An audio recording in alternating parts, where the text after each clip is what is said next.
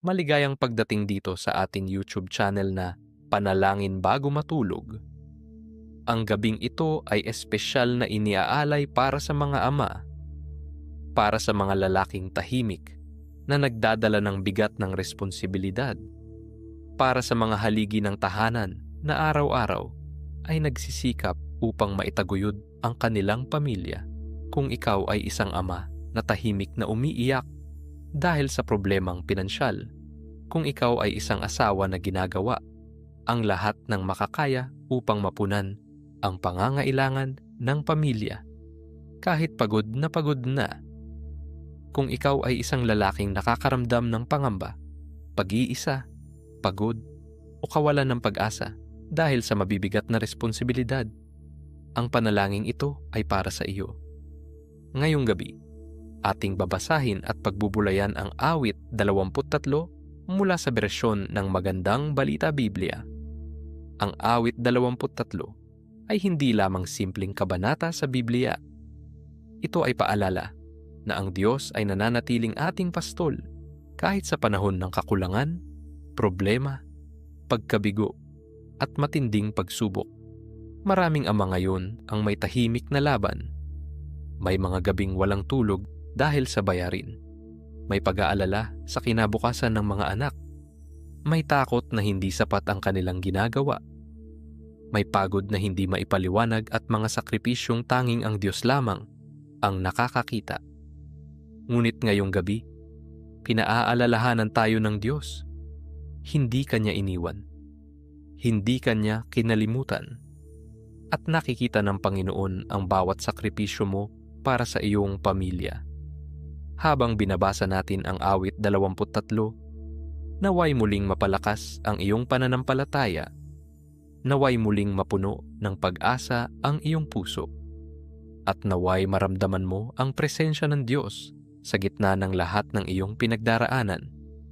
Sama-sama nating tunghayan ang awit 23 mula talata 1 hanggang 6 sa bersyon ng Magandang Balita Biblia.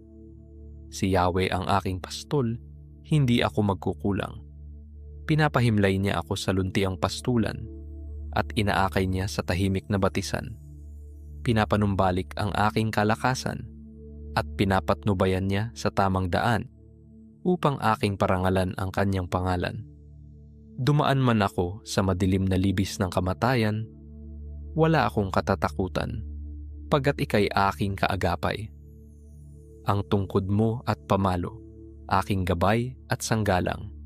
Ipinaghahanda mo ako ng salusalo, na nakikita pa nitong mga kalaban ko. Sa aking ulo langis ay ibinubuhos, sa aking saro, pagpapala ay lubos-lubos. Kabutihat pag-ibig mo sa aki di magkukulang. Siyang makakasama ko habang ako'y nabubuhay, at magpakailanmay sa bahay ni Yahweh mananahan. Amang makapangyarihan, lumalapit po kami sa iyo ng may kababaang loob. Panginoon, nakikita mo ang amang nakikinig sa panalangin ito.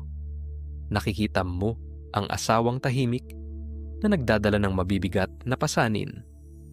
Nakikita mo ang lalaking pilit na pinagtatagumpayan ng buhay upang maitaguyod ang kanyang pamilya. Ama, para sa lalaking ito na tahimik, na nasasaktan. Para sa ama na gabi-gabing hindi makatulog dahil sa kakulangan sa pera.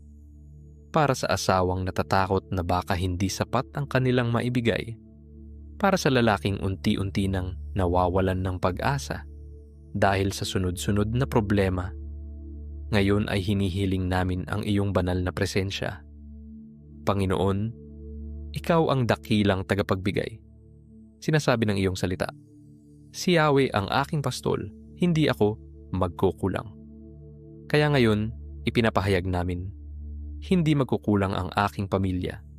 Hindi pababayaan ng Diyos ang ama ng tahanang ito. Hindi mauubos ang biyaya ng Panginoon. Panginoon, palakasin mo ang pagod na ama ng tahanan. Ibalik mo ang tiwala sa sarili ng bawat lalaking nawawalan ng pag-asa. Pawiin mo ang takot, pangamba, at matinding pag-aalala. Sa pangalan ni Jesus, winawasak namin ang espiritu ng takot at kawalan ng pag-asa. Panginoon, Yakapin mo itong amang tahimik na umiiyak. Aliwin mo itong lalaking pagod na, ngunit patuloy pa ring lumalaban para sa pamilya. Palakasin mo ang siya na provider na tila pasan ang buong mundo. Nasasaad sa awit 23, pinapanumbalik ang aking kalakasan. Kaya Ama, bigyan mo siya ng panibagong lakas. Bigyan mo siya ng kapayapaan ng isip. Bigyan mo siya ng karunungan sa bawat desisyon. Bigyan mo siya ng bukas na pintuan ng oportunidad, trabaho, negosyo, at pagpapala. Panginoon, gumawa ka ng himala sa pananalapi. Magbukas ka ng mga pintuan na walang taong makakapagsara. Magpadala ka ng biyaya, pabor, at breakthrough sa bawat tahanan. At habang naghihintay ng kasagutan, turuan mo siyang magtiwala sa iyo.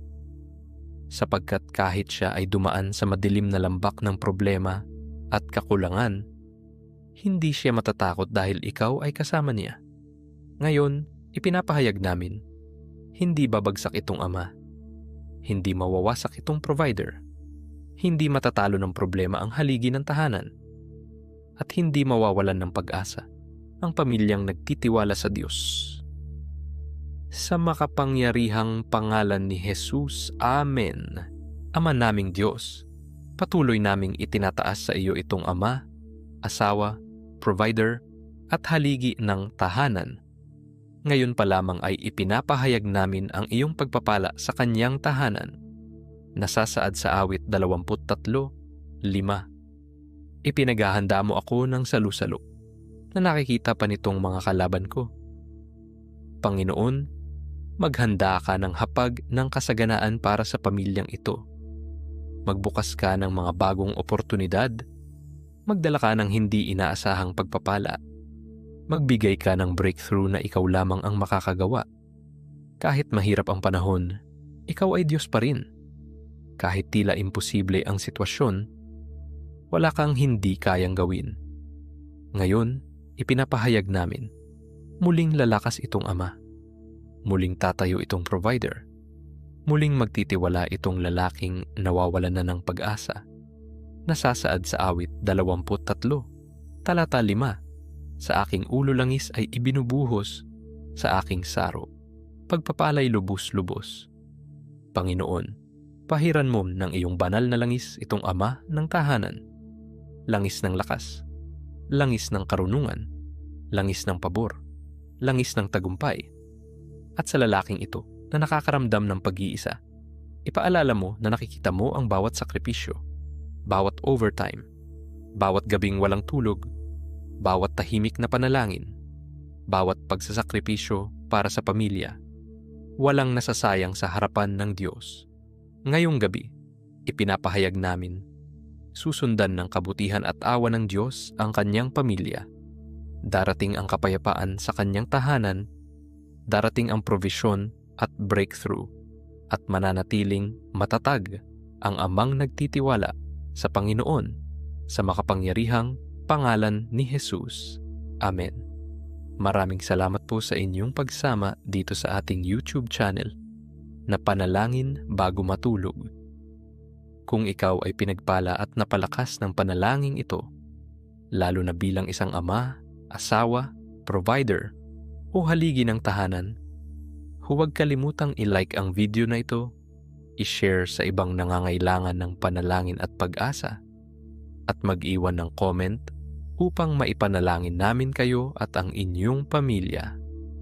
At kung hindi ka pa nakakapag-subscribe, mag-subscribe na sa aming YouTube channel na Panalangin Bago Matulog para sa mas marami pang gabi-gabing panalangin, pagbabasa ng salita ng Diyos, at mga mensaheng nagbibigay ng pag-asa at lakas. Laging tandaan, ang Panginoon ang iyong pastol. Hindi ka niya iiwan at kaya niyang tugunan, palakasin at pagtagumpayin ka sa bawat pagsubok ng buhay. Pagpalain ka ng Diyos at ang iyong buong pamilya